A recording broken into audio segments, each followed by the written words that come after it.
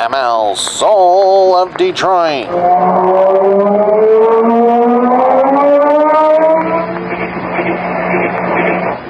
Sweeping down upon the underworld to smash gangland comes the friend of the unfortunate, enemy of criminals. The mysterious, all-powerful character was a problem to the police.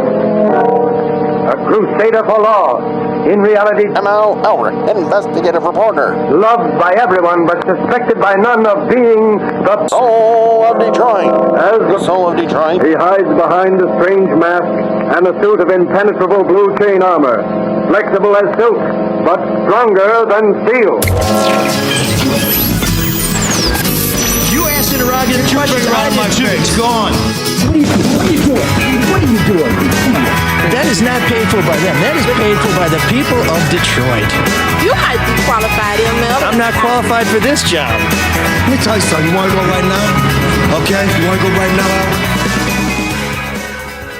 Breaking news from the Red Shovel Network studios. We were going to start with a heartwarming tale about the tearful reunion between Monkey Mobile Mel and the Drew and Mike show. But instead, we are here to announce guilty verdicts on all counts in the Whitmer kidnapping plot trial. Being reported right now by my wife, Teresa Baldus, at freep.com, and probably by some scrubs who work for some other news organizations. But we do have a topic on this in our reader feedback at the end of the show from someone who asked what Shawn and I might say when these guys were acquitted. So I guess we'll continue. It's a conspiracy. In the theoretical world. Well, actually, it is literally a kidnap conspiracy. So they've been convicted of being part of a conspiracy. And this is one of those... It's a we didn't go to the moon conspiracy. Well, no. That's what a listener thinks, right? Well, we'll get to that. Perhaps, but I mean, this is now actually the rarest of things, a bona fide conspiracy. A jury has found them guilty of conspiring to kidnap the governor. So we're going to talk about that. Marc Fellhauer's here, Shawn Windsor you just heard, and our special guest is Michael Bullotta, former federal prosecutor who now defends some of the very turds he tried to put away. That's kind of weird. But no, I mean the people seeking justice just from the other side of the... He has a way of doing that, doesn't he? Could be any of us. Is that exactly. Question that's your not the character as he branding? Is that compliments you. what, but Michael's here to talk about... If you're a turd, I'll defend you. That's right. What kind of branding is that? No, just people who find themselves in trouble are looking for good counsel. And Michael is here. He was going to talk about Kwame Kilpatrick and Lee Chatfield and a piece I wrote in the Free Press last Sunday in which Michael was quoted where we were talking about how Lee Chatfield and Kwame Kilpatrick seem to have a little something in common when it comes to nonprofit funds, mainly that they both had a lot of fun with them. Michael has a fairly nuanced version or view of how that could or could not lead to real trouble with Uncle Sam. And we also wanted to talk a little bit more about this Trump search warrants because Michael's one of those guys who would have been involved in drafting that kind of thing when he was with the U.S. Attorney's Office. But now that we got him here, boy, we got to talk a little bit about this Whitmer kidnap verdict. These guys were on trial last year. 2 of them were acquitted, and 2 of them have now been convicted after a jury couldn't reach a conclusion last time. I know this is coming fast and furious, Michael, but are you surprised? No, my initial reaction to that is that's a jury because you never know which way they're going to go. You can guess, and I'm certainly guilty of guessing last time that they were going to run into some troubles. What they did, you were right last time. But this time I didn't weigh in on it, so I can hide behind the lack of prediction. But no, every verdict is different. With a retrial, what tends to happen is that both sides can look at what was effective and what wasn't effective, and they can also anticipate the other side's moves. And given the way that the prosecution and defense work in criminal cases, it's an advantage for the prosecution in the sense that they never are afforded a preview of the defense case, whereas the defense is always afforded a preview of the prosecution's case by virtue of the discovery rules. So this retrial benefited the prosecution because they could see exactly what the defense was, and they go back and say, how could we defeat this witness, this piece of evidence, that piece of evidence? And so I think it worked to the government's advantage here. Well, the previous trial, too, there were 4 guys, 2 acquitted, and then Barry Croft and Adam Fox, the 2 that were convicted today. It was just those 2. Is that a big difference, too? Yep, it is, because every defense attorney, from the prosecution standpoint, every defense attorney, what you see them doing from the other side, from the prosecution side, is throwing up smoke, throwing up.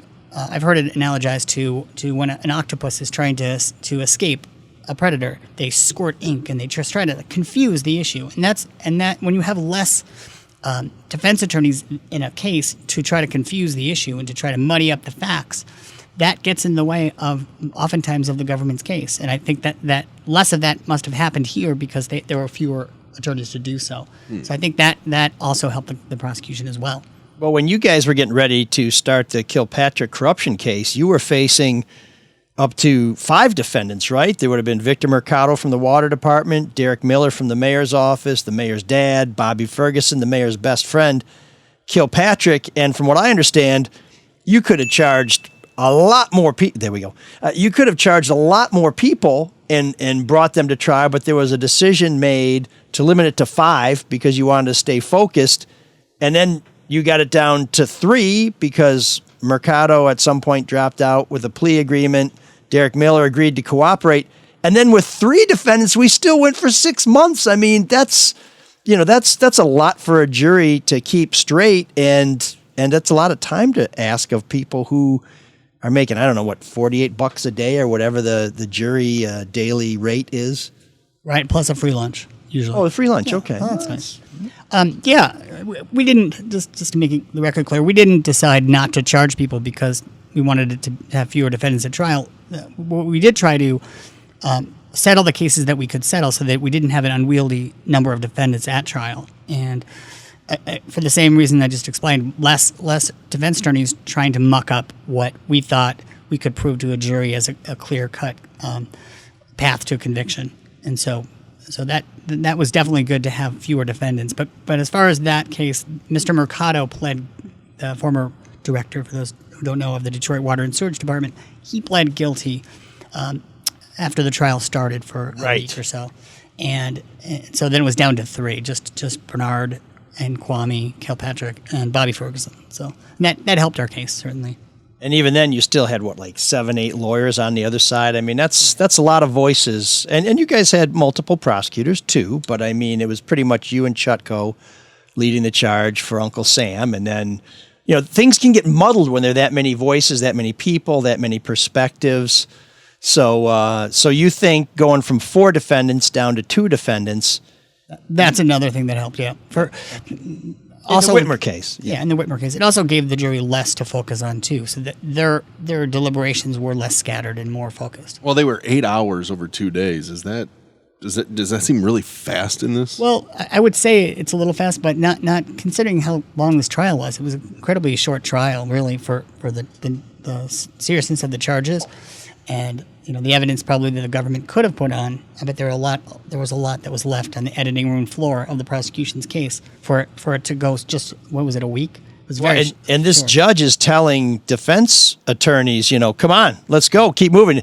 Stop taking so much time with this crap, which if I was a defense attorney, I'd say, Your Honor, the jury is here when you're calling my arguments crap. I mean, thanks for nothing. But I mean, this judge moved things through. I mean, how many days was jury selection in the Kilpatrick case? Was it a week? It was about, I believe it was like 5 days. Yeah, it was pretty intense. This guy picked a jury in an afternoon, and the judge did most of the screening, and missed, the woman whose daughter-in-law got high with Adam Fox when he was scouting the governor's house. They missed that one of the jurors said, I already made up my mind and I can't wait to get picked because I'm going to, And that juror was kept, I learned. Yeah, that's what I was going to ask you. That is shocking to me. Well, not shocking to me. What happened is probably we only have half of the story. So the half of the story we hear is what the juror said, that they're committed to a certain outcome. But what we didn't hear, and maybe, I don't know if it was reported, maybe I didn't see it, but when it's fairly easy to rehabilitate a juror. In other words, to make a juror no longer an unfair juror by asking just one question. And that question is, despite the way you feel about this, despite everything you read in the media, despite everything, would you be able to perform this mental gymnastics of putting all that aside and deciding this case just based on what you hear in court and the witnesses and the documents?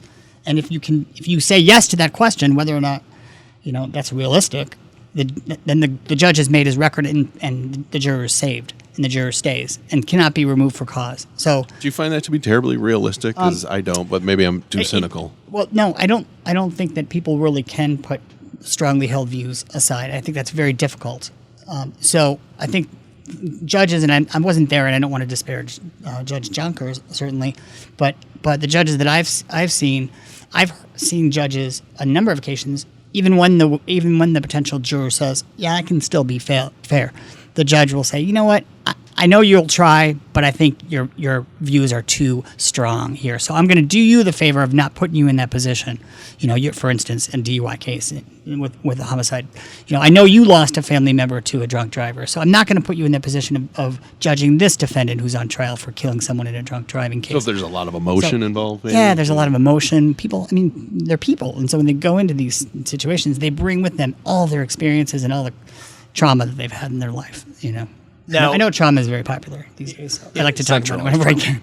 If you were on the prosecution side or the defense side, and you knew going into a case like this that there was a juror who may have told the judge, "Yeah, I know I told everybody I work with that I want to go there and make this happen, but then I told the judge I'll be cool." Would you be comfortable with that? No. And there's a really easy way to deal with it, which is called a peremptory challenge. You use one of your free challenges. You don't have to remove them for cause. I was just talking about a judge removing someone for cause. In other words, the judge has to excuse them. And just because the judge says, "You know what, I think you can be fair because you answered that one question the right way," I think that most attorneys would not take a risk and say, "Oh, I'm going to keep that juror because they may be leaning my direction." It's just too much of a risk. It's too scary. I wouldn't leave the juror. But they found out about this juror after the jury had been sworn in. So I think this was a tip that came. On the second day, that somebody called the court and said, "Hey, by the way, the guy on my bowling team says he's going to cook somebody's goose. We just don't know whose goose." That makes more sense that they ended up on the jury because both sides didn't know. So the judge must have then questioned that juror and gotten to the bottom of it. I didn't read any reports of that. He had a clerk do an investigation. Okay. Yeah, and the lawyers were not privy to that. They were not allowed to sit in on that. They were not allowed to find out what the jury had said. And in this case, there were alternate jurors, so they could have put one or two over the side and said, "Well, we got some spares here." Yeah, that just raises a huge red flag to me as I now am wearing my appellate attorney hat, saying, that's a huge issue for appeal for these defendants, that they weren't privy to hear what this juror was saying. I'm sure there's a record of it, but the fact that they weren't able to question the jurors and be satisfied with their questions, I think that could be grounds for a mistrial. And I think I'm positive that that'll be one of the grounds if they pursue an appeal. Which they will. Yeah, I think they're facing up to life in prison, right? You take every chance. Kilpatrick tried everything he could, including, "I didn't get the lawyers I want, even though I got the lawyers I wanted." That's right. That's right. So they have an appeal of right. So they can automatically appeal to the United States Court of Appeals for the Sixth Circuit. That's what will happen next with these two fellows. Okay. Wow. And in terms of last time, there was a hung jury. So we should be clear. They were not acquitted. 2 people were acquitted, which means the jury found there wasn't enough evidence. In the 2 defendants, Adam Fox and Barry Croft, both of whom cleaned up, by the way. Before they really spruced up. I guess it didn't help them so much, but there was a hung jury, which meant some jurors were ready to convict them, and some jurors were ready to let them go, or maybe some jurors just couldn't make up their mind, and the judge said, "You're never gonna land on this one, so we're just gonna have to call it a day." But there was a lot of commentary afterwards, including I think from Governor Whitmer, saying that, well, it was the jury that was the problem here. I guess Governor Whitmer's probably pretty satisfied with this jury's performance. Yeah, I think now. she's an attorney, so I think she is. Isn't she? And spent a minute as a prosecutor. Yeah, so you really are not supposed to do that ever. I mean, let alone being the governor. You shouldn't really weigh in on saying that the jury was wrong. Or I mean, you Politics. have to. Yeah, you have to respect a jury. You can disagree, and that's what should have been said. It's just I disagree, Well, but not I to respect. mention that the jurors are her constituents. There's that too. Yeah. She works for them. Yeah. Well, and yeah, she governs them. Yeah. Like I wouldn't say that to anyone that I work with, or my wife. Anyway, ML, do you know what the two guys that were acquitted? Like, why are Croft and Fox so different from the other two?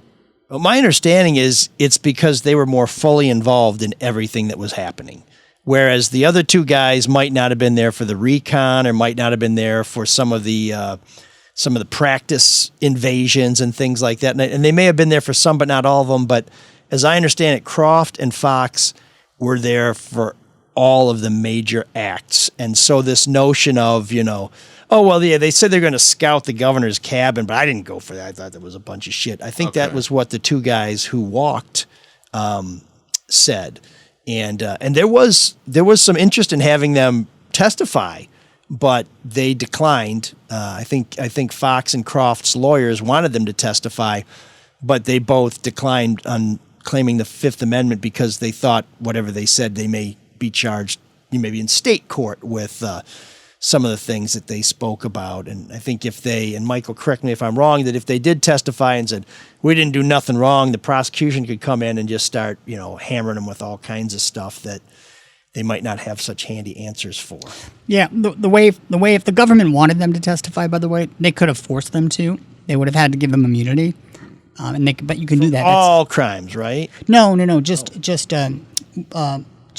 what's called 6001 immunity, which is by law, and that immunity says that nothing that they say can be used against them in that trial if they testified, but also you can't. And this is the big part of it that people sometimes miss. It also includes something called derivative use immunity, which means if whatever they say in that trial leads to other information, it could be finding real evidence, documents, anything. That's also cannot be used against them. So that's it's very complete immunity. Even though it's not transactional for any crime, it's basically transactional for this case. But that's at the federal level. Could a state prosecutor hear that and say, "Oh, well, it sounds like there's a weapons charge here," or you? I don't think so. I think once given the federal immunity, I think that's a defense against use in a state case. Wow, that's pretty handy. Are conspiracies are these the hardest ones to prosecute? A conspiracy? Yeah, I think we talked about that maybe last time we talked about this, and that is because it's not a completed crime in this case. In this particular case, most conspiracy charges, you have a completed crime. You have people selling drugs, agreeing to sell drugs, that's a conspiracy, and then you have shipments of drugs, right? So you're actually doing it. The problem with this case that I think that made it so hard was that you have a conspiracy charged that no one ever did. No one ever kidnapped the governor. They did lots of things leading up to it, but they never went through with it. So the question always was, did they really intend to do it? Or were they just enjoying themselves during COVID, doing their being their wacky selves? Yeah, some harmless goofball potheads who had nothing better to do. But one of the things that was, I thought, really interesting, and I heard some of the testimony is, basically, listening over Teresa's shoulders because it turns out our kitchen is the Free Press's East Side Bureau. But she was monitoring the trial remotely. But the judge said to the jury, because entrapment was a big element of the defense, the judge was pretty explicit in saying, if you plan to do this, if you want to do this, and somebody gets involved and says, yeah, let's do this, but you had the will to do this, it is not entrapment. Even if I recall what he said, even if they, further the conspiracy a little bit, does that sound right? So for entrapment, there's two things that the government has to prove to get rid of to beat the entrapment defense. One is they have to show that they could show that the person was predisposed. Okay, so if you show that somebody already was in the business of kidnapping governors, for instance, then there could be no entrapment here. That was the problem that the government ran into in the DeLorean case, because John DeLorean was not a cocaine dealer. He was a automobile creator and manufacturer. Yeah, father of the GTO, I think. So Plus, They he could came go up back with in that time. as a way for him to make money because he needed, Right. he needed cash. They knew he was desperate, and they took advantage of that, and they preyed on his, and that was the defense. The government preyed on his vulnerability and said, you can save your car company, but just sell some drugs. And so that was Ridiculous. Yeah, it was ridiculous. Bad Uncle Sam. But here, you know, there is no necessarily predisposition, but also it's not just enough to have no predisposition. The government cannot do something called an inducement, and that's a legal term, and that means that the government's involvement has to be so strong that it would make Shawn, for instance, normally law-abiding Shawn Windsor, I think. commit this crime. So it has to be something that, hey, any of us would have done it in this situation if the government did this. Let's say the government came to you and said, or an informant that you didn't know said, look, you know, my son is going to die tomorrow unless I get this medicine. I need you to break into this location. And so you go and say, okay, I'm going to help you. I'm going to go break in because it's the right thing to do. And you go break in, and then it turns out there's no sick child. It was all bullshit. The government made it up. That's entrapment because it makes a normally law-abiding person do something they wouldn't normally do. And that's called inducement. And so here, it's really hard to say that there was either predisposition, because I don't know that there's any history of these fellows doing similar acts, so you don't really have predisposition. But you could have predisposition prior to when the informants were brought on. In other words, before Uncle Sam was officially involved. And that can be used to show, hey, they were already predisposed to do this before Uncle Sam got involved. So their predisposition is possible, but there's certainly, I don't think, any inducement. I don't think that the government did anything that would make a normally law-abiding person I would help you, Michael, plot if to you get- needed me to break in. Oh, thank you. My son's fine for I just now, wanna but put- thanks for I mean, asking. for something- anything, any reason. Yeah. What about me? You too. of Oh, course. what about ML? Yeah, absolutely. I thought we were going to the plot of a Star Trek movie there for a minute there, the one with Benedict Cumberbatch, where they had the kid who was sick and they had to heal him, but the kid really was sick, and they had to use some of Khan's blood to save him. But anyway, That was not entrapment. yeah, no. But so it sounds like it's the difference between the government saying, "Hey, who wants to start a band?" and the government answering an ad that says, "We have a band and we're looking for a drummer." Yeah, yes and no. I mean, Yeah, nice analogy. I'm not sure about the analogy, but Terrible. I will. I tried to keep it short, but I don't bill every 6 minutes. Since when? People are saying it's a beautiful analogy. People are saying some people are saying it's fantastic. Yeah. Sounds like one of those movie reviews. You know, some people are saying it's a feel-good hit of the summer. Yeah. Where's Rex Reed when we need him? So okay, so you're not surprised by the verdict then? No, I mean I'm not surprised that the government was able to prevail the second time around. It was easier for the reasons that I explained, and then there's always the huge issue of what is this particular jury going to do when you mix these personalities together. The viewpoints they came in with, whatever they gleaned from the evidence, and how they react to each other. Because a lot of times, the chemistry between individuals in a group dynamic is really what determines the outcome. So they start off and they take a vote, for instance. Let's take a straw poll in this jury. I had a case recently that happened, and if the jurors are all in favor of one, let's say acquittal, you have 11 of the jurors want acquittal right off the bat, then you kind of know how it's gonna go, and then maybe it starts off that way, but the one holdout is a very charismatic person. Henry Fonda. Yeah, exactly. So Did you make some coffee? Oh, you don't get that reference. Yeah, I thought you were serious. I could use. Was that the Lee J. Cobb line? Or? Yeah. After being in the hot desert all day. Yeah. It's been a while since I saw the movie. Did you make some coffee? Yeah. Now, this trial has not been the best for the FBI, right? We've seen agents not able to testify because what was an assault charge they had? One assaulted his wife because she didn't want to participate in a swingers party, and another guy was accused of using his involvement in the case to help further a side business that he had, like a security consulting business.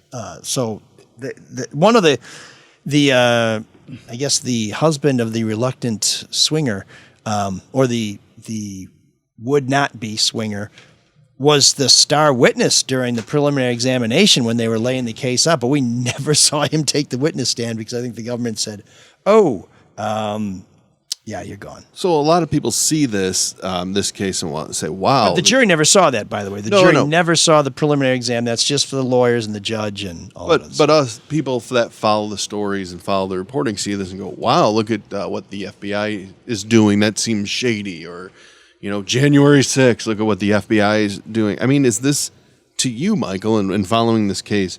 Does it seem like this is normal FBI operating procedure? The idea that there can be a particular agent that has some misconduct in their past, I mean, that happens. It's not that common, quite frankly, with federal agents, in my experience, versus local police. I don't see it. I didn't see it as much in my couple decades with the government. So it is a little bit unusual, but the way they handled it the way that the government handled their agent having those problems was very, very pedestrian and normal. They excised the problematic agents out of the case because a case is always bigger than any one particular agent because there's other evidence or else there wouldn't be a case. So they relied on the other evidence. They used other FBI agents and they used witnesses and video, etc. They didn't need those agents, and so that's why their personal foibles did not become part of the trial because it was irrelevant to the trial. But outside of the courtroom and what you've read and how they've acted, are we led to believe that this is just how agents and informants work? Or does this seem unusual just simply based on the reports that you've seen? Based on the reports I've seen, the number of informants, I think is very unusual that they had that many informants. It seems like they had more. Is that because the governor's involved? Why? Those are decisions that are made at the case agent level.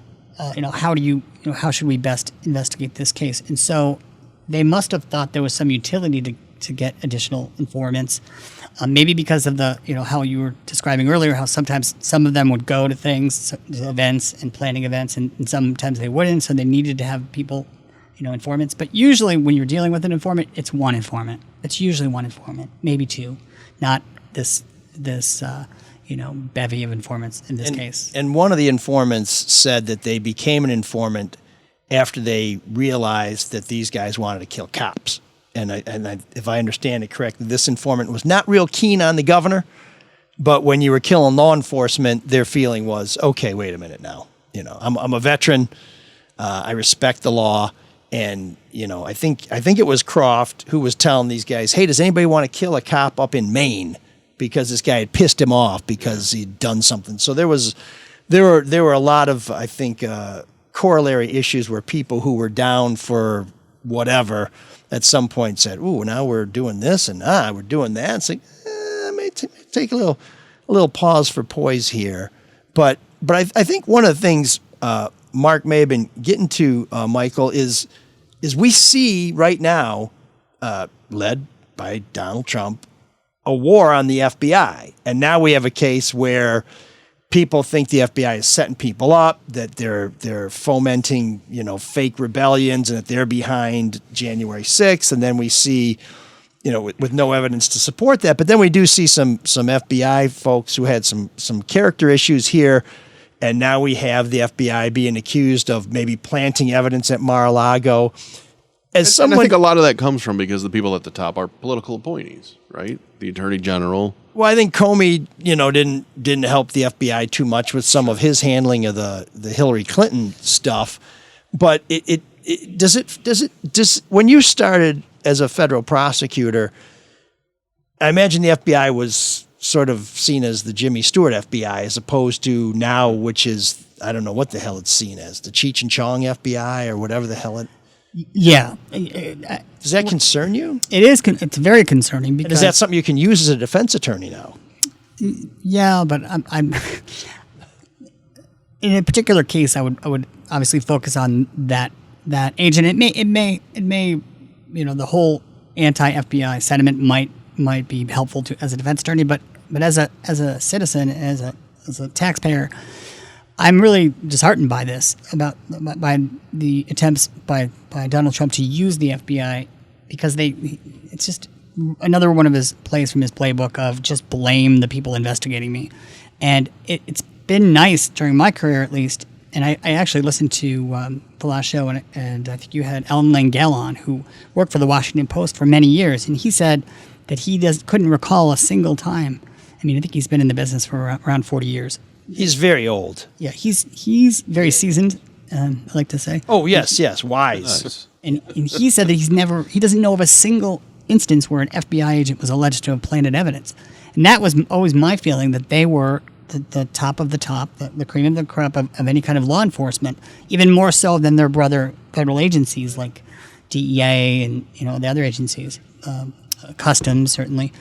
And so the FBI stood head and shoulders above everybody else, that you could count on them, notwithstanding some of the things that were done back in McCarthyism days with Hoover, et cetera. But for the most part, you could trust the FBI. So now, to me, it smacks of desperation. I still believe in the Department of Justice. I still believe, although I've learned a lot as a defense attorney since I've left, that not everybody prosecutes the way that I think they should, and not everybody takes the decision to charge or to dismiss charges as seriously as I feel like I did, and the people that I respect in the department do. So I do run across occasionally assistant U.S. attorneys even and agents that in my view aren't comporting with those high ideals that the FBI has always at least aspired to, if not embodied.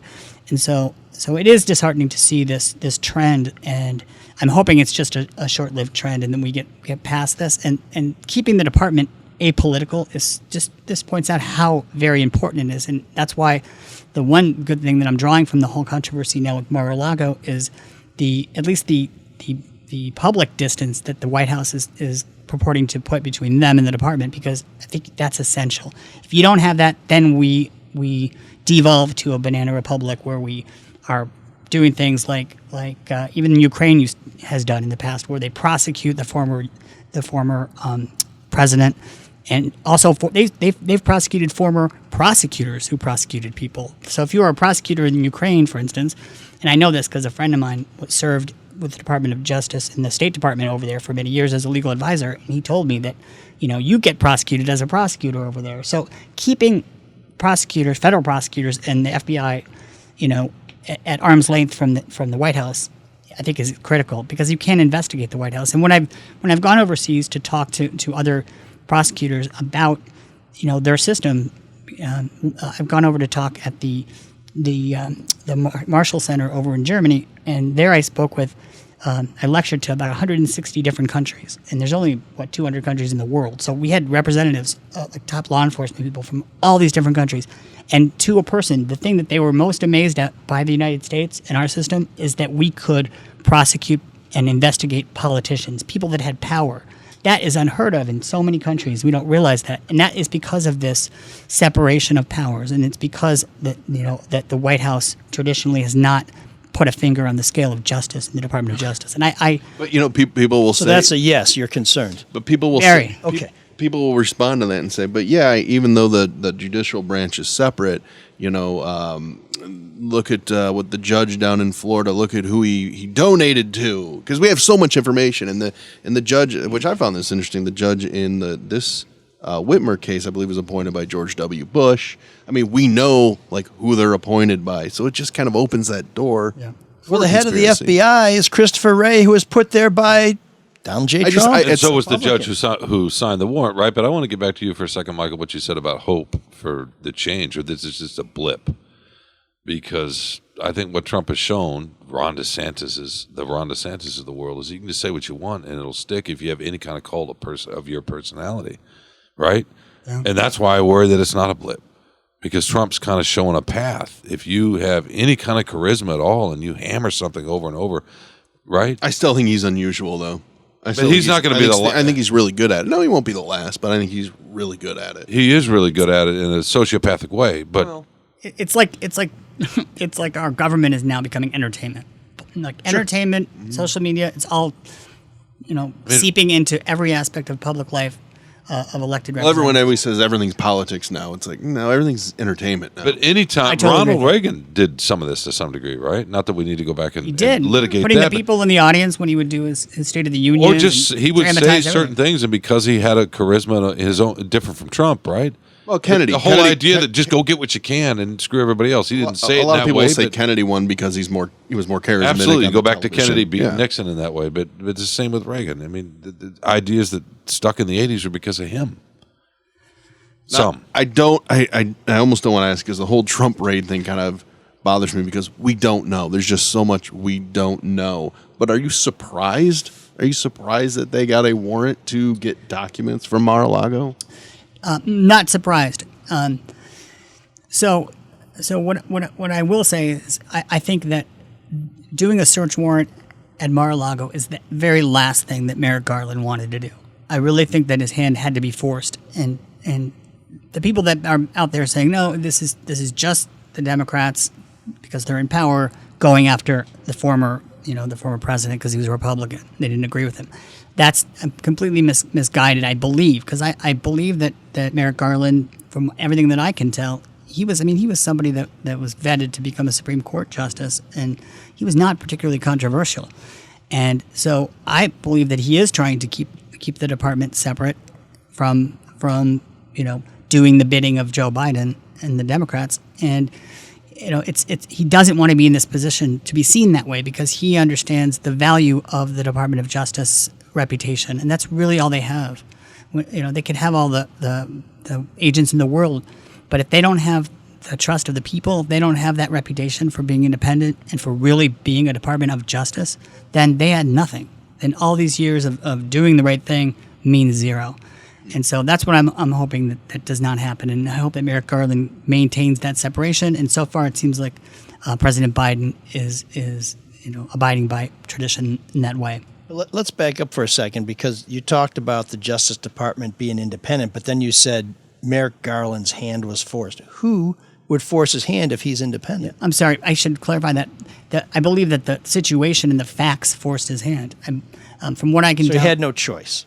Yeah, exactly. If he wanted to follow the law, right? If he wanted to follow the law, if he wanted to, so I think someone said this. I don't know if it was you, Shawn, or it was probably Marc Allen on the last podcast. But he doesn't want to be viewed as making any kind of political decision.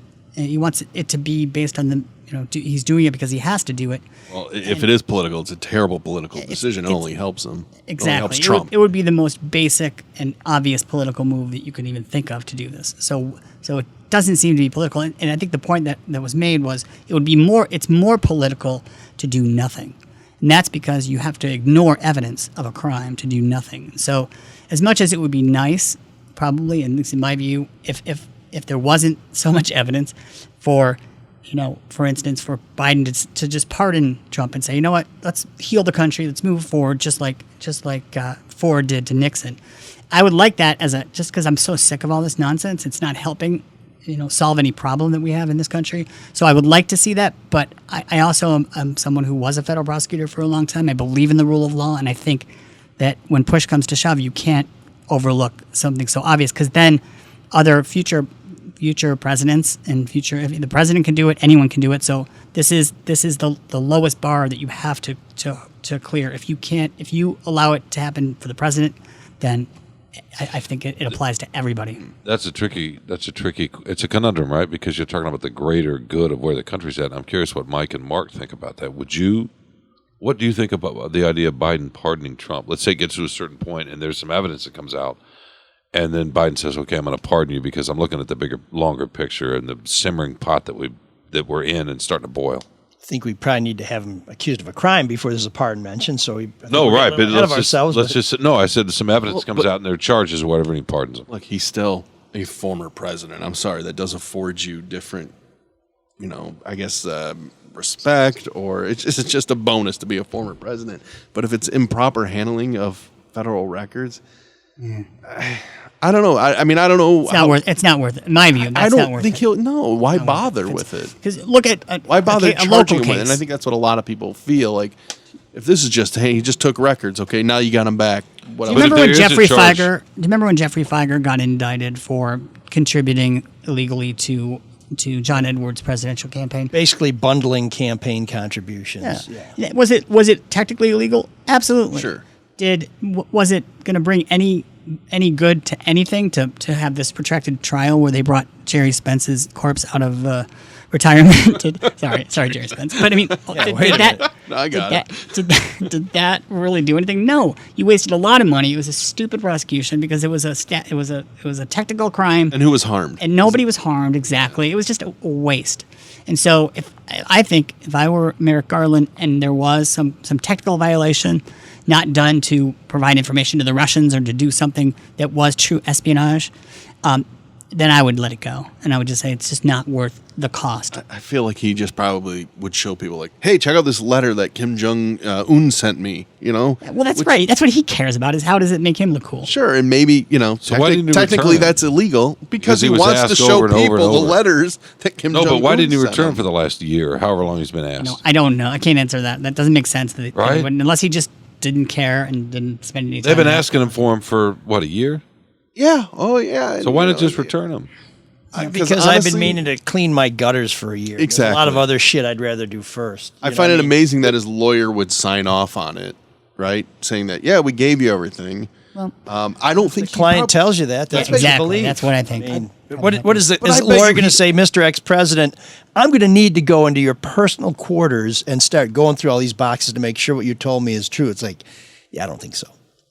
But agree in with terms that. of charges, let's find out what the hell the evidence is before we're talking about charges or pardons or anything like. We still don't know. Yeah. We know a lot, in my view, from the January 5th committee. I think 6th committee. I think we know that the president was very likely part of a conspiracy. Well, that's a separate matter from the raid on Mar-a-Lago. Yeah, to me, the raid is sort of unless that had something to do with something broader. If it's not real espionage, it's not real treason. If it's simply violating some rule with no harm, kind of like the Jeffrey Feiger example. But again, why go get him then? If it's just that. Well, possibly. It doesn't but make we any don't- sense. But we don't know. It must be more than that, I think. Because the risk to where we're at, it's not. And I know Democrats are idiots this way a lot of times, but it still doesn't seem they're savvy enough not to do that. I think right? it's ridiculous that you have people about that? celebrating like he's going to be arrested, and then it's ridiculous. So people saying, "Oh no, there's nothing to see here." I mean, they're just the two far extremes. We just don't know. Well, and Michael, you're right. The January 6th stuff's a lot more worrisome anyway. Yeah, but the other thing is, is it possible that Trump is such an astute gamesman that he's like, well, they're going to have to come and get it, and if they come and get it, I'm going to blow them up because it's going to look worse for them than it does for me, which we don't know the answer to that. But Michael, what I'd like to ask you is, has there been an instance in your career as a prosecutor where you had to take these aggressive measures to get records and documents that you thought should be produced, but when you got them, you're like, oh, this is the mother lode, and then you start opening the boxes, and you're like, oh, wow, I guess I was expecting more. I certainly have been overwhelmed before, but usually Or underwhelmed. underwhelmed. I've been underwhelmed before, but usually you have an idea of what you're looking for when you do a subpoena or a search warrant. You have a good idea that it's going to be there. Most of the time, I've gotten more. I've gone had the other reaction. I've found more than I was looking for. But occasionally you strike out. Yeah, So definitely.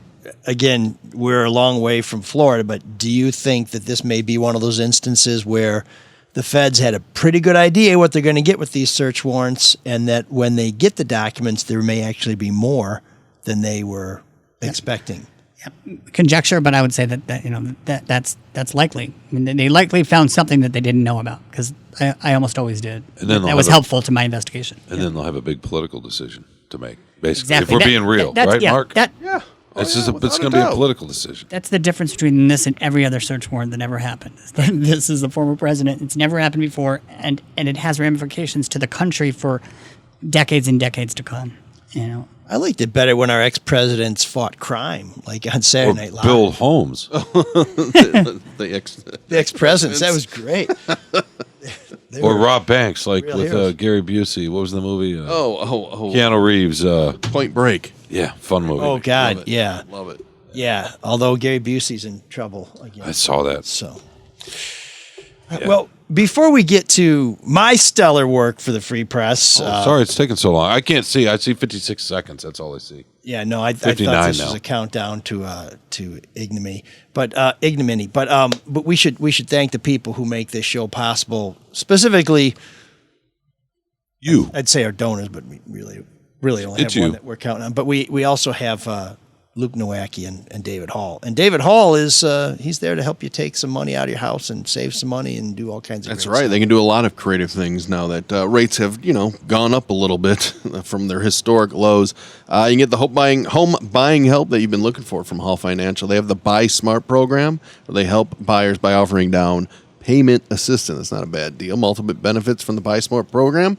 You can receive a credit towards your down payment, receive a better interest than a standard loan, reduce mortgage interest for the first-time home buyers because housing inventory, they say it's on the rise, so it's a good time to be a home buyer. Talk to Hall Financial right now about the Buy Smart program, 866-CALL Hall, or chat with them online at callhallfirst.com. They also have cash-out refinancing, too, if you're looking for some money to maybe pay off some of those other terrible debts that you have. And when you get that money, you want to turn to somebody so they can do what I'm doing, which I'm not supposed to do, which is look at the stock market. What's it doing today? It was terrible yesterday. It was horrible yesterday. It's down. S&P is down by 0.14%, but really, a lot of hours left. This should just be a curiosity because there are experts who can watch this for you and can give you great advice. Yeah, one of those guys is Luke Nowacki. Give him a call, 248-663-4748. Luke can tell you if you're in the right investments, equities, bonds, what are you going to do? He'll give you a complimentary consultation. Once again, 248-663-4748. We also have a link on the webpage, too, if you want to get all that information there. Good man, Luke. Yes, and if you call Luke, he will make it all about you, sweetheart. Securities and investment advisory services offered through Royal Alliance Associates, Inc., member FINRA-SIPC. Royal Alliance Associates, Inc. is separately owned, and other entities and/or marketing names, products, or services referenced here are independent of Royal Alliance Associates, Inc. Yeah. Yeah, and, when you call Hall or you talk to Luke, please let him know that you found out about them from our podcast because, they support the whole network, but we like them to know that we're pulling. And free consultations. It's not one of those things that you maybe check in once a year or whatever. Yeah, see what they have to say. Because if you are getting ready to retire, if you're thinking about retiring long term, this has got to be a nerve-wracking time. So it's good to get some expert advice. Expert advice is how Michael and I connected earlier this month, talking about a little bit about Kwame Kilpatrick at the Bell Ready and Lee Chatfield. It always is, that. Because I had been reading a lot about Lee Chatfield, and we spoke about him on this show, how, he was stepping out on his old lady with a lot of ladies, including his brother's wife, which is kind of sketchy, and then had this nonprofit fund, the Peninsula Fund, where inordinate amount of this money were being spent on entertainment, travel, things like that. These nonprofit funds are perfectly legal. Some people call them social welfare funds. Some people call them leadership funds. But they're basically kitties where you don't know where the money's coming from. You don't know specifically where it's going to. You have some broad categories that explain where it's going. But they're pretty much run without much scrutiny. Michael is one of the few people who have pierced the veil on these funds, looking at the Kilpatrick Civic Fund. And when I was looking at the Chatfield Fund, I said, boy, oh boy, this looks really familiar to me. So I caught up with Michael and Andy Arena, who used to head the FBI office here in Detroit. And basically I said, this looks familiar to me. And Michael said, not so fast, little buckaroo. And I don't know why you called me little buckaroo, but... Because you're adorable. Oh, well, okay, I'll take that then. It prefer- could have I been the prefer cowboy handsome. boots I was wearing. Maybe it was the ashless chaps. Anyway. Well, Oh, hey now. Wait. I don't know. Okay. So, What was the question? yeah, just basically, Why is he a little buckaroo? That was the question. Okay. yeah, Lee Chatfield, nonprofit fund, a lot of money, seems to do a lot of traveling. Kilpatrick, nonprofit fund, a lot of money, seems to do a lot of traveling. When you see these two things side by side, how do you determine whether one may be just as dirty as the other? Yeah, so there's two differences that I can see just from the reports that I've read. With Kilpatrick, we were able to well, we learned through our investigation that people who wanted contracts had to actually pay money in the form of a donation to the Civic Fund to gain favor with Kwame Kilpatrick to get those contracts. So that's one difference off the top. Then the other difference is that, so it was part of the, in other words, for Kilpatrick, donating to this 501c4, which is a nonprofit entity that's not a pure charity, that it's called a social welfare organization. That's why it's tax exempt under the IRS code. So with Kwame Kilpatrick, people were donating as part of the sort of bribery of Kwame Kilpatrick. They gave money. They didn't care what the money went to, but they wanted to curry favor so they could get a contract. And they were told in not so vague terms that they needed to make those contributions. And so that was different. And the other thing is that, and what they need to do in Chatfield is they need to do what we did in Kilpatrick and actually go beyond just looking at the stuff that you looked at, ML, on the website, which shows just general expenses, with general categories. They actually have to subpoena the checks from the organization's bank account and see where the checks go. And if maybe the checks are going to pay a credit card, then you go to the credit card and see what those credit card payments were for. Or in Kilpatrick's case, the checks went directly to buy his golf clubs, to pay for his yoga lessons, to pay for trips to the, to Vail to take Christine Beatty, his lover, away for, his chief of staff away on a tryst. On fishing. Yeah, he was gone. That's what it said on his calendar. Resort. That's right. That's right. So if they could do that with Chatfield and find specific items that are inarguably personal, and that's the key. And it's just there's no set of rules to decipher. Is this social welfare or is it not? But it's beyond dispute that if it's purely personal, paying for, let's say that he used the money, Chatfield used the money to buy clothing for a friend of his or his girlfriend or something like that. That's clearly cannot be. Or a hotel room for one of his trysts. A hotel room, but see when you get away from something that's so purely personal, like yoga lessons and spy equipment and golf clubs, right? When you get away from that and you get into dinners, hotels, then you have to prove the negative. You have to go and say, okay, was there a fundraiser at that hotel? Was there some way they could justify it? Because you have to eliminate, you have to knock down all the possible legitimate, reasons for a very vague organization. So that's the difficulty. So you need a snitch or you need a subpoena to somehow get into those records, and that's which you had with Kilpatrick, and we don't know yet because you're not with the federal government anymore whether that's happened with Chatfield. I know Shawn has a question for you, but I want to ask you just really quickly, because we know that the Michigan State Police have asked for the records related to these funds. What do the feds do when there's a local agency that's investigating something like this? Do they lay back? Do they offer to partner with them? Do they say, hey, little fella, you don't know what you're doing with this. We're the experts. Come on, let's partner up or get the hell out of the way? Yeah, so that happened recently when I investigated Eric Smith, who's the... Oh, sure. That was the last Macomb case, County prosecutor. Yeah, the last case I handled before I left the U.S. Attorney's Office.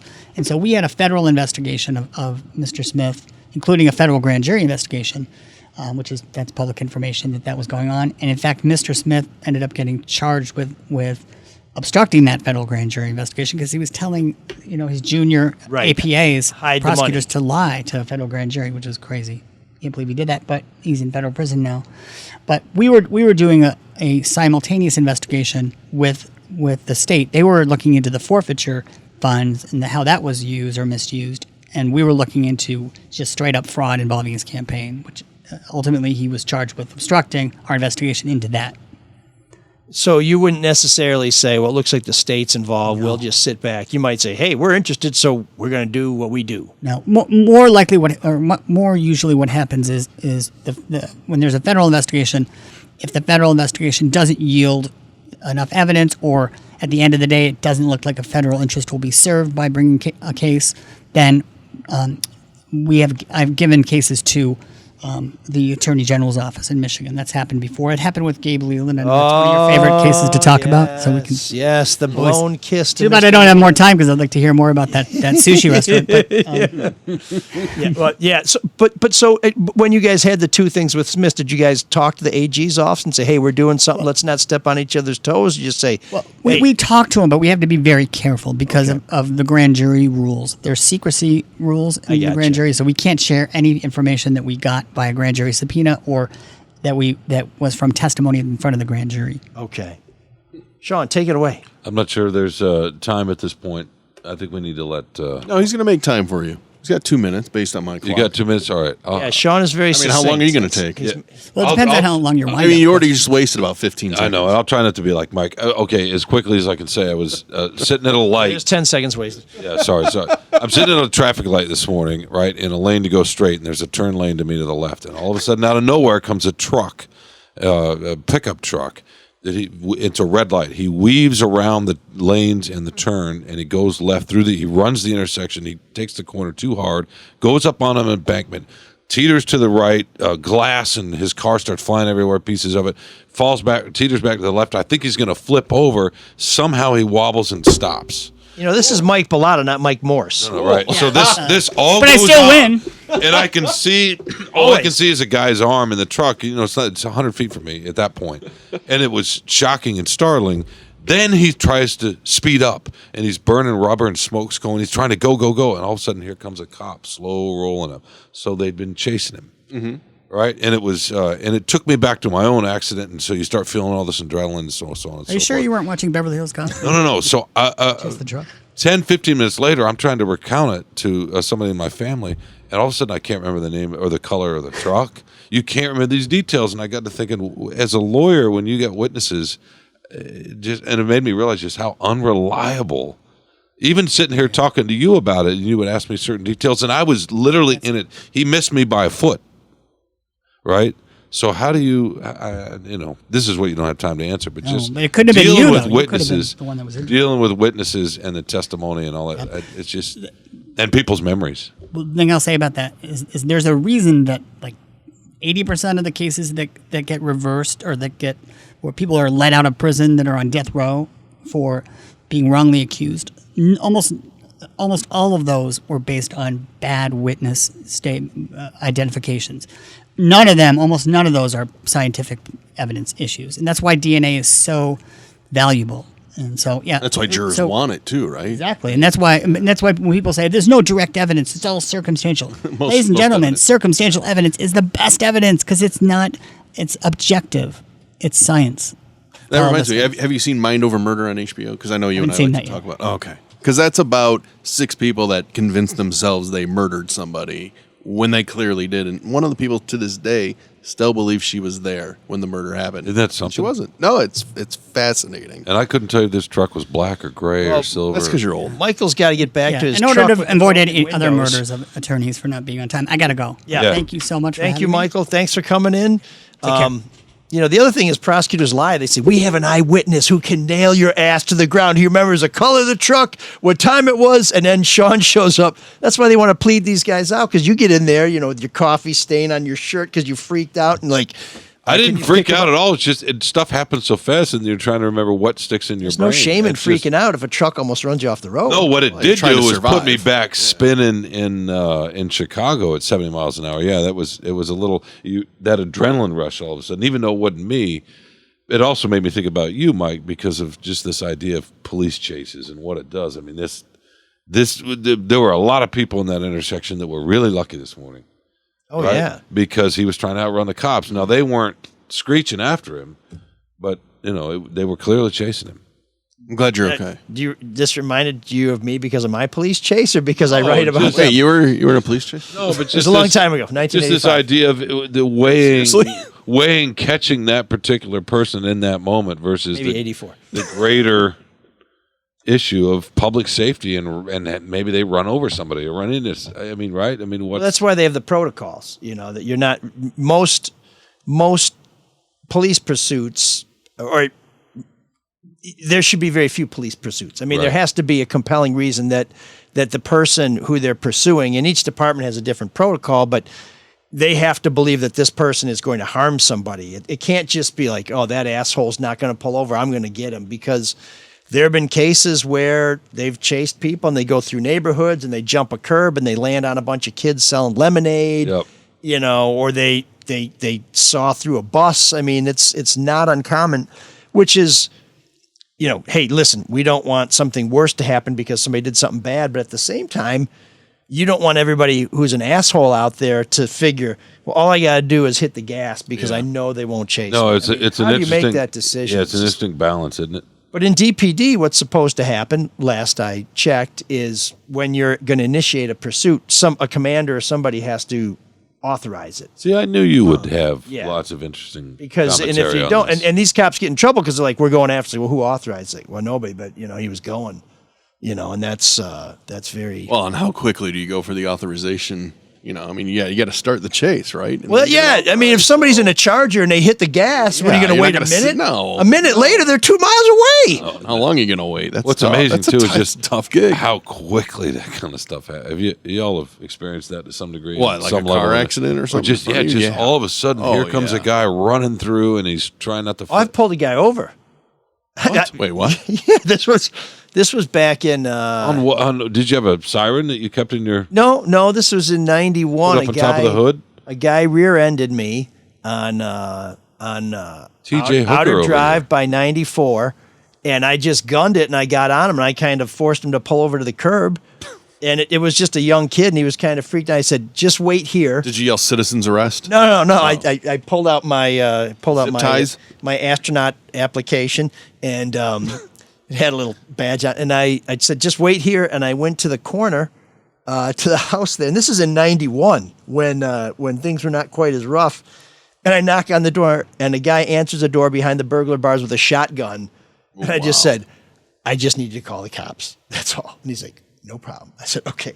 Wow. Shit. But no, I had a guy who I was coming back from Fox 2 at about 3 or 4 in the morning, because sometimes when I was finishing a project, it took me that long to get it done.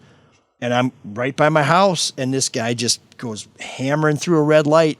If I hadn't hit the brakes, he would have flipped my car. And so I just got behind him. I didn't speed, but I just kind of followed him and kept him in sight and was giving police updates on where they're going. And the dispatcher clearly was waiting for this guy to get outside of Detroit's jurisdiction. She's like, "Okay, well, is he hit Mac yet?" I'm like, no, he's about to. I'm telling you, I want you to send somebody now. And they're like, has he hit Mac yet? I'm like, okay. And the guy ended up pulling into a CVS parking lot. And I was like, well, I'm not going to confront him, but no, it's just like today. Clearly, this person was messed up. And you got to think about those kind of things. Like today, the accident that he had, and metal, he's dragging metal, and there's sparks, and there was glass flying all over the place. He sits there for 5 seconds, and then guns it again, burning his tires. And at that point, and then you see the cop, and I'm like, and it's in a strip mall parking lot. There's not too many places to go. What? And all of a sudden, I'm thinking, I want out, because if this guy's really crazy and armed, he's going to get out of that car and start shooting. Well, that's the other thing. Way to help out. Yeah. You right? You know don't what I mean? I mean, I would have had to run. Get out and help out. I would have had to run the red lights and stuff to get through there too. But no, but at that point, you're like, okay, yeah, this is the police matter. I don't want stray bullets flying. Did you at least deploy some StarTacs? Yeah. So he couldn't get out of the strip No, I mall pressed the button. I pressed the the button, and an oil slick came out of the back. Speaking of not helping out, we were on the highway. DB5. We were on the highway in Maine coming back from vacation. It was one of those things where, you know, you're watching your rearview mirror and you're like, boy, that guy's driving really erratically, and wow, he's going really fast. And so we're kind of watching him, and I'm naturally in the left lane because I drive fast, and he's just weaving in and out, and there was a horse trailer, you know, people pulling the horses. Oh, jeez. So it's literally right next to us. He smacks that, swerves in front of me. I managed to go around him and took out like 3 more cars, big pile up. And then I had to think, do I stop to make sure everyone's okay, or do I keep going to the toll booth to notify 911? Because I didn't have my cell phone. Oh, I thought you said so I kept going. cell phone. I kept going, and I got to the toll booth. I'm like, hey, there's a big pile up behind me. No OnStar? How long ago was this? Oh, God, it was years ago. But it was one of those things where it's like, I'm not sitting around waiting for this exit. But you did. I wanted to get home. But you did call. Well, I use it as an excuse to benefit myself. I'll fully admit that I wanted to get home. It was the first 2 hours of a 16-hour drive. So, Well, I was trying to get here too, but that wasn't why I was worried about it. I was just, I was okay. These days. And I figured people stop behind them were going to help out. They have much better skills than I do because I have zero. The other lesson here is don't stop at Wild Bill's on your way to the show. Okay. Good point. Yeah, that's a good lesson. Oh man, the geeks have inherited the earth. Did I do that? What a dork. Does him wanting to play with us again mean that he's turning into a geek? Or we're turning into cool guys? So if you're a marine biologist, I gotta believe, like the best day of your life would be when some wildlife makes its way into your home and you can have a close-up. Unless you're pretending to be one like Costanza. Oh, yes. Although... Is there a marine biologist? He did get that golf ball out of... That is one of my favorite ends of Seinfeld, when he just holds it up and then Kramer goes... Is it a Titleist? Sorry, I didn't interrupt the story, but whenever I'm a marine biologist, I immediately go to Georgia. The sea was very angry that day, my friends. Like an old man sending back cold soup. Yeah. Oh, that was awesome. Anyways, Phil Ross is a marine biologist in New Zealand, and his home was invaded by a baby seal. This intruder flopped around the house, engaged in a standoff with the family cat, and generally caused a ruckus, none of which Ross witnessed. He says, the big joke is that this is really the only family emergency where it would be useful to have a marine biologist in the house. I really missed my time to shine. So while you were removing Titleists from the blowhole of a great, some sort of whale, I don't know what they have in New Zealand, instead of being at home to protect your family from this vicious but adorable sea creature, Phil Ross, you're our Geek of the Week.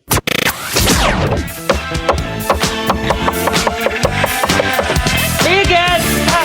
There's an all-night party in room 7609.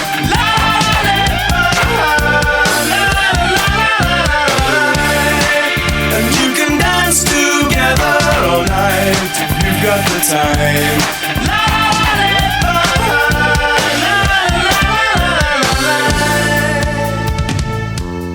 And what a jerk George Costanza is, because the worst. He's always pretending he's an architect, then he picks something else. The one time he picked something else, and importer, exporter, marine biologist. Oh no, I forgot. That's right. He always lied. I was just about to wanted ask to be you, my latex salesman. I was just about to ask you if you're okay, because that was so quick, the Geek of the Week. But I didn't realize we were carrying over to the next segment. I was waiting for Michael to finish his explanation as to whether or not he was worried about the FBI's image being hurt. And I think he was. You're right. So, that's pot calling the kettle black. So, yes, indeed. It's just, we're all self-incriminated here. We're continuing our dark wave month here in August when the sun's shining. We thought we'd bring a little shadow to the end of the summer. And we're playing some newer bands. They are kind of post-new wave, but they are evocative of new wave. And so we welcome Ego Prism to the new wave suite with Once You Get There.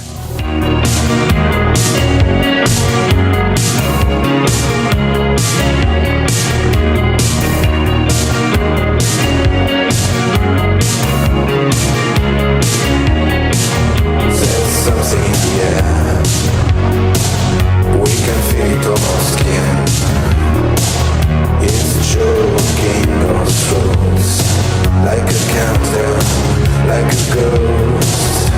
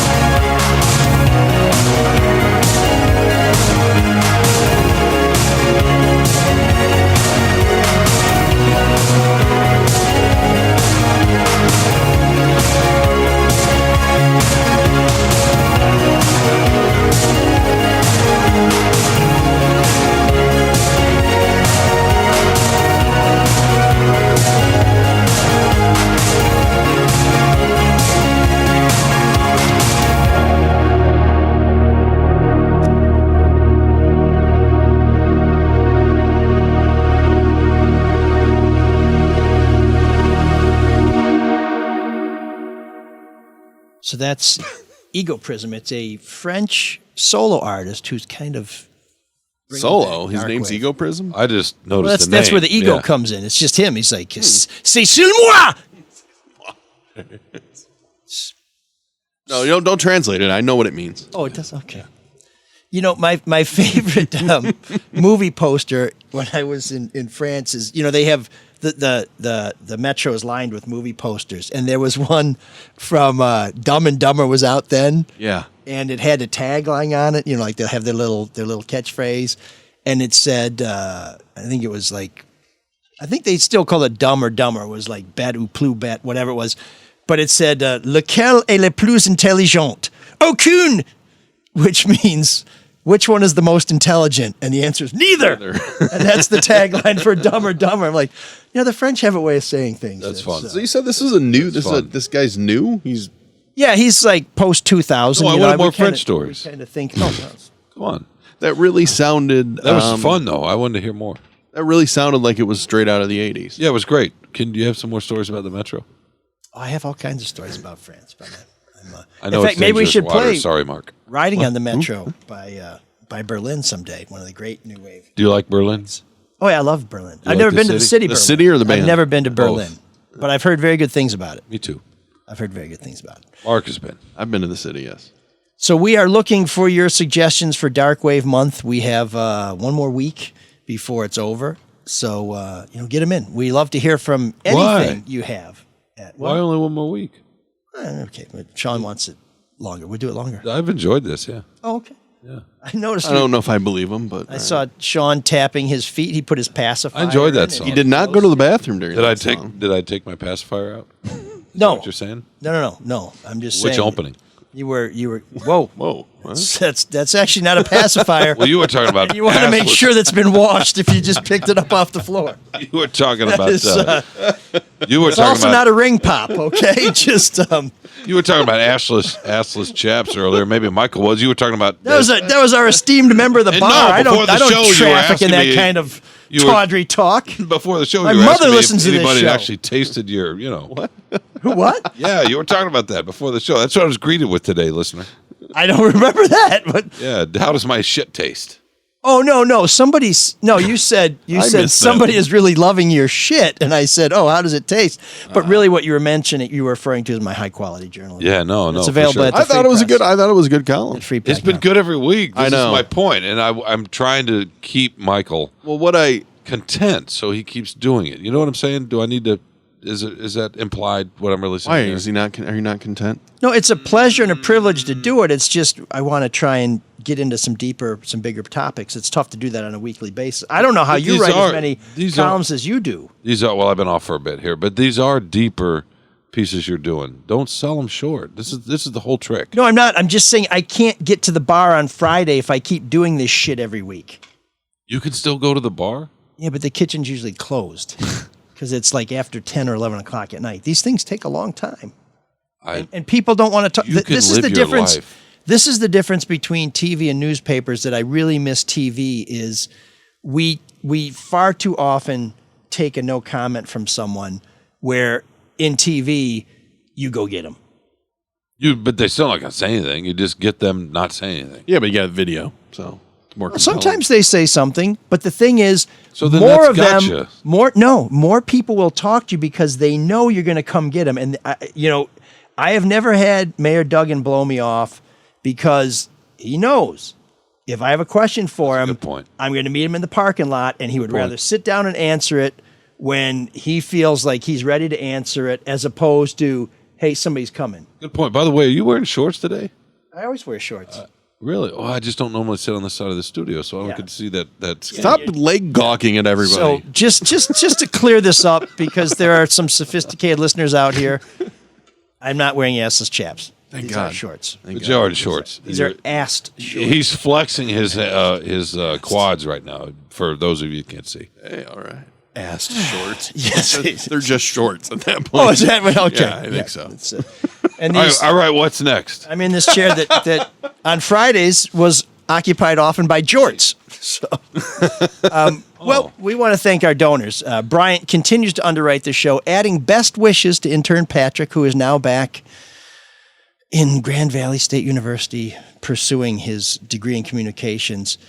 And Bryant hopes that at some point in the future, Patrick will look back at his time at the podcast and not shake his head while muttering something about effing Shawn. Great episode. Keep them coming, gents. And we aspire to do so. And we can do that only because of the support of our sponsors and our listeners who choose to underwrite the show. And you can do that by going to our website, mlsoulofdetroit.com, hitting the little donate button. And one of these days we'll have a Venmo option. Oh, yeah. How's that coming along? Did Patrick get that done before he left? That's the other thing. When I'm writing these columns and getting to the bar late, there's no time to get the Venmo thing done. I should have let Patrick do it. I thought you did. I was afraid to give him access to our financial information because college is so expensive these days. He's not going to do anything. I don't know. He could be getting some new books or some shit like that, you know. With what? Well, there ain't that much in the account. Has to be money in there He is first. British. Yeah. When he wants to be. When he wants to be. Anyways, we also love to hear from you. You can write to us at mlsoulofdetroit@gmail.com. Lorna writes, weekly listener and Freep subscriber, and we appreciate both of those. I think it's ironic you spent an award-winning career outing corrupt politicians, yet you pretend bureaucratic desk cops at the FBI and bottom-of-the-class law students who end up as Fed attorneys are beyond reproach. You wrote a strange column about one of Whitmer's hoax guy's mom's low-watt Facebook activity. How many times have you Facebook searched the parents of a Detroit homicide suspect? I know the answer. Okay. And your missus is on the Whitmer trial beat, so I'm sure you're following it intently.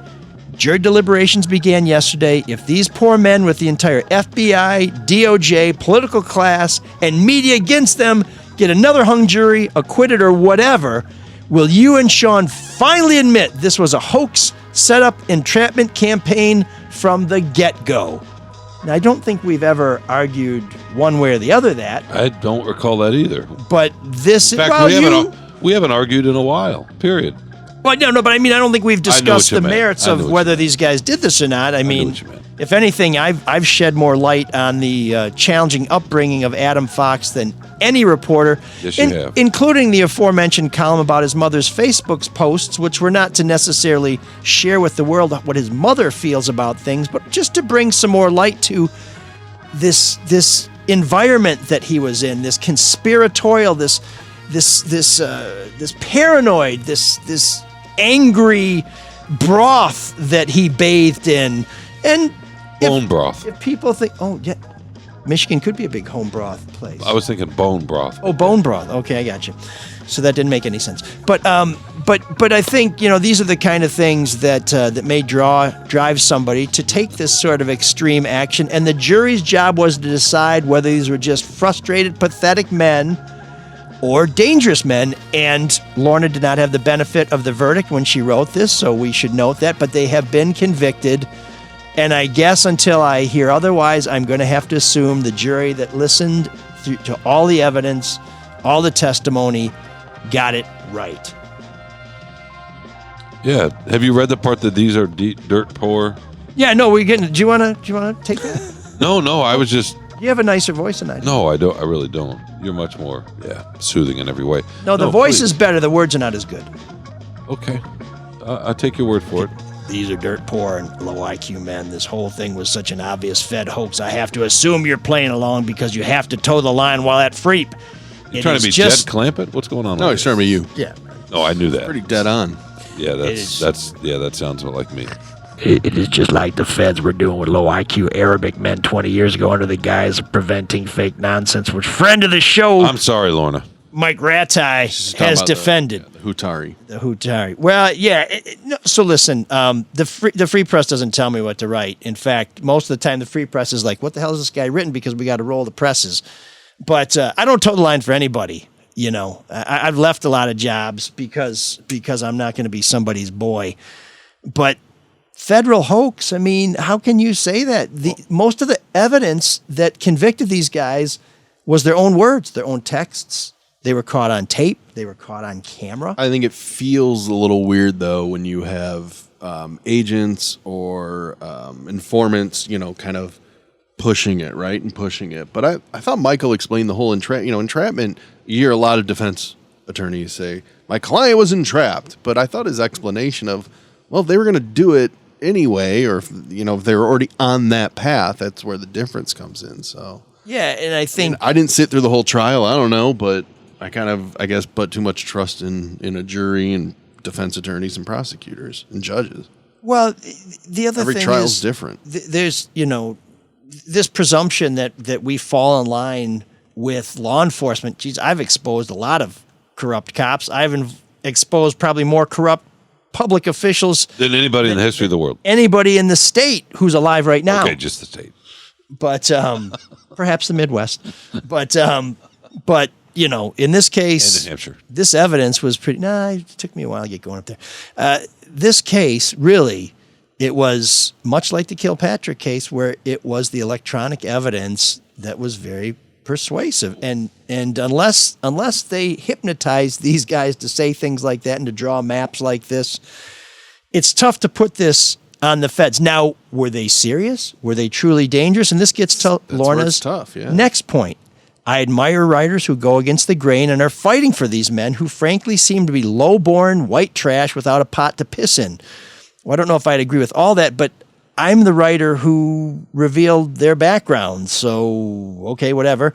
Your recent column about one of their mothers seemed a bit like higher-born, college-educated Grosse Pointe elitist kicking down on uneducated rubes. Well, I mean, I did go to college. I did grow up in Grosse Pointe. We were piss poor as well, but we don't need to get into that. Not that I ever associate with these poor schmucks, but I also recognize the privilege I was born into, which they were excluded from. Their poverty and low IQ made them easy targets for this, since she was, born into privilege. I'll say charade. But their poverty and low IQ, couldn't it be said that that's what would make them feel like the governor was more against them and that they needed to do something? It's just... Yeah, guess who else was at the bottom of the risk. social strata and had nothing to live for and were completely hopeless? The guys who flew planes into the Twin Towers. So this notion that, if you had a few bad breaks, you should be able to do whatever the hell you want. No way. No way. I mean, you have to be responsible for your actions. Should there be mitigation? Should we have sympathy for people who maybe didn't have the opportunity or the intellect to find a way out of this trap that they were born into?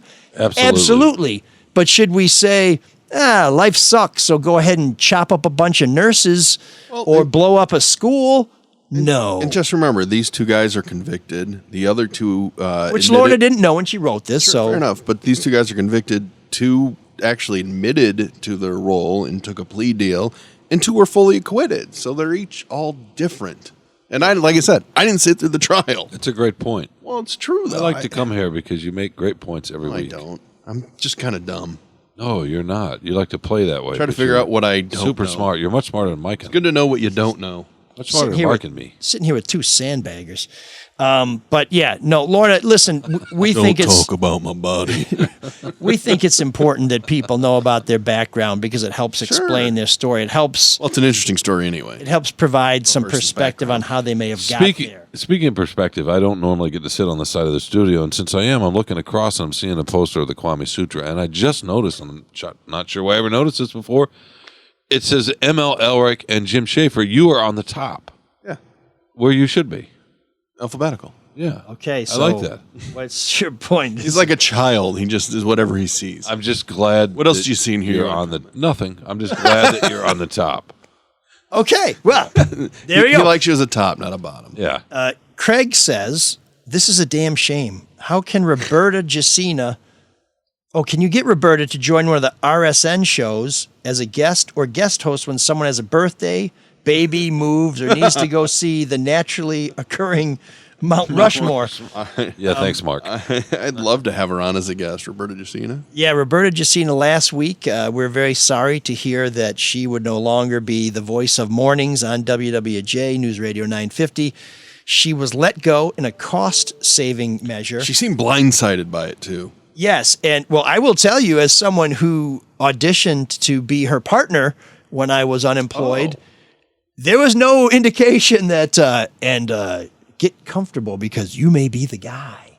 I mean, this is Roberta's show, and if you think you can work with Roberta, you need to understand that she is Batman and you will be Robin. So I don't know whether something changed with Odyssey, which I think is who owns CBS or used to be Entercom. CBS. Right. But clearly, this is one of those moments when I would love to know too. Did they say, "Hey, how about you work for 50% less?" Did they offer anything, or was it just, "Yeah"? Can we get her in here? I would like to, and we will reach out to her. But of course, right after she got this news, she found her husband had been diagnosed with cancer. Yeah, so she's got bigger things to worry about. The hits keep coming, but Roberta is someone who, again, I don't want to say somebody's old, but it feels like I've been waking up with her since I was a kid. And that sounds kind of creepy, but I know what you meant. But I am a very considerate lover, so she's one of those people too. I've only heard double down. I've only heard good things about. I've never heard a bad. Once you hit the point of no return, you should just accelerate into the wall. Sorry, Mark. No, I'm just saying. People always talk right in this industry, and I've never heard a bad thing about her. Only good things. Like you. Yeah. Right. No, seriously. Yeah. Right. Okay. Anyway. Yeah. So yes, I think I find that very hard to believe.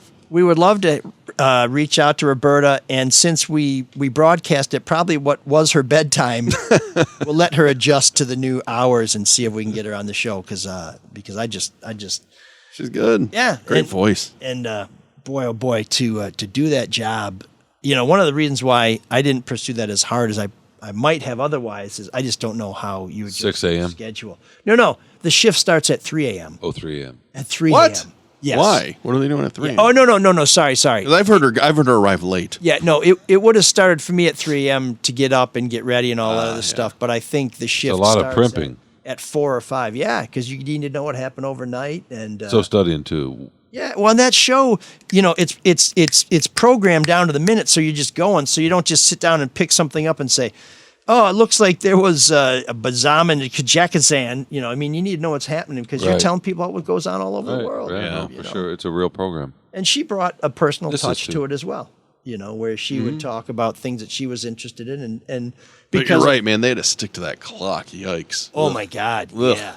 Yeah, no, it's a rigid format, but she did somehow within those parameters infuse it with some personality. So that's pretty cool. By the way, your 3 o'clock routine would have gotten it would have then become 3:30 and then 4. Oh, dude, I would have been Mike Clark. It's like you would have found a way to be more efficient. Yeah, it's like, can somebody open the gate for me? I'm outside in the parking lot. Yeah. Next thing you know, you'll be on your phone at the start of the show. I used to scare the hell out of them at WJR. When I filled in for Beckman, it's like 9 o'clock, and they'd be like, "Where are you?" I'm like, "I'm on the elevator," and they're like, "It's 8:58." I'm like, "Yeah, but we got 7 minutes of news off the top of the hour." Who's on their phone at the start of the show? Huh? He was. What? You were? Who? Me? Who? Who was? What are you talking about? You said somebody was on the phone at the start of the show. No, Roberta. No. I know that was hypothetically. You call in. No, Roberta. I know that was hypothetically, but so Roberta, because I've listened to her for many years that early in the morning, and there'd be times where she would phone and she'd be on the phone like reporting the traffic on the way in on bad weather because she's had been doing it for so long, she could pretty much show up and be ready to roll. Right. I see what you're saying. And Mike Clark, would be on the phone every once in a while at the beginning of a show. It's crazy. A lot. Drew's happened to Drew before. We prefer the loose 4-hour structure here. But oh my God, yeah. But I think I couldn't do it. Roberta was coming from Macomb County too. She was. Right? She had a long drive. It's a long. Yeah. So if there's any bad weather. Oh yeah, you can't get out of the driveway. There's an accident. But she became a verb on her show, just seeing in, because when she was late, then she would just jump right into the newscast as if she was there the whole time. Oh, that's which was a good move instead of being like, I know I'm late. Here we go. Let's do it. That's awesome. You just slide on into the conversation. That's awesome. Thanks, Craig. I was always there for the start of the Beckman show. I always was there when it was time to go. But I always assumed if something happened to me, that they'd just hold Paul W. over for a little more. And then he'd take off. He'd be pissed, or the news anchor would riff for a few minutes. But I still have dreams. How does that work in radio? If somebody is hung up and it's like, hey, it's 9 o'clock, it's time for the morning zoo, and the zookeeper's not there. What do you do? Someone else will just have to pick it up. Yeah, you're right. From the last whoever shift was on, last. Okay. We had the benefit of we were able to play a song. That'll give you an extra 5 minutes. Yeah. I don't like using that as a crutch, but I still have dreams to this day that, oh my God, I overslept. Oh, yeah. Because you're afraid you're not going to hear that alarm or a phone call. And you just hit the record button later. No, I know, but I still, because I did it for 17 years. No, it's get up so ingrained. early, No, it is for still- sure. Every once in a while, I have that. Just like I'll have a dream that I have an exam for college that I was not prepared for. I still get those dreams. For me, it was the paper route that they'd call and say, "Where are you? Yeah, come get your papers." Now, unfortunately, a lot of the times I did get those calls. I had a morning paper route. I had a paper route. It was afternoon during the week, and then morning Saturday, Sunday. That's was like the the Detroit Detroit News? News. Yeah. This was some other place, but yeah. Okay. The Anniston Star.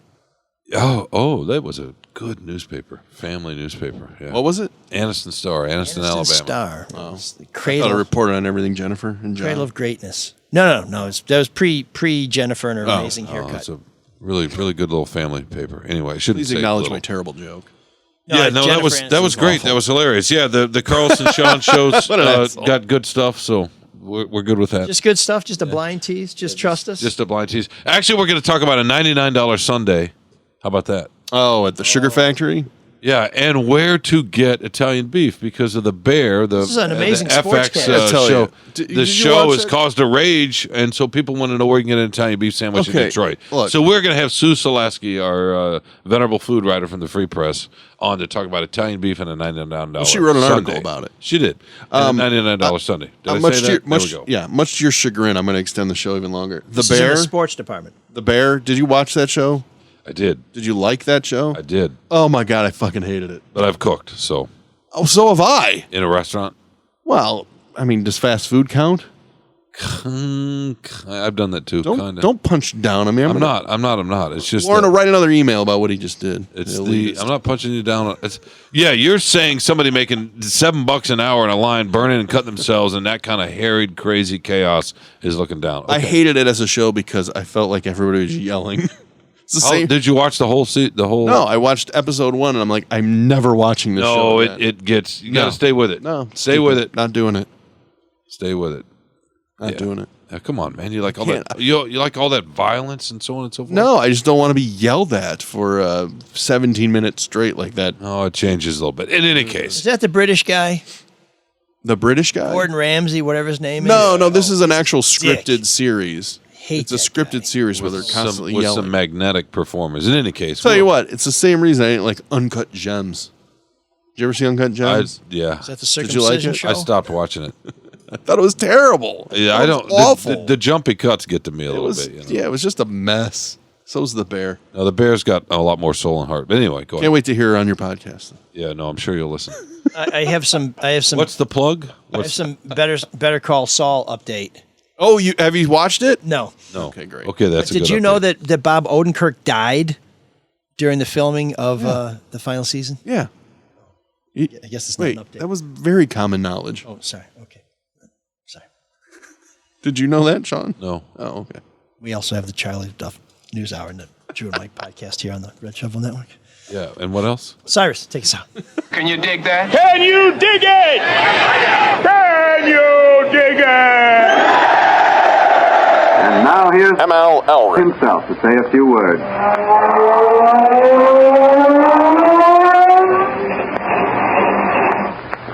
Folks, the story you've just heard should teach you the value of never giving up. Sometimes things are pretty tough, but don't ever be discouraged.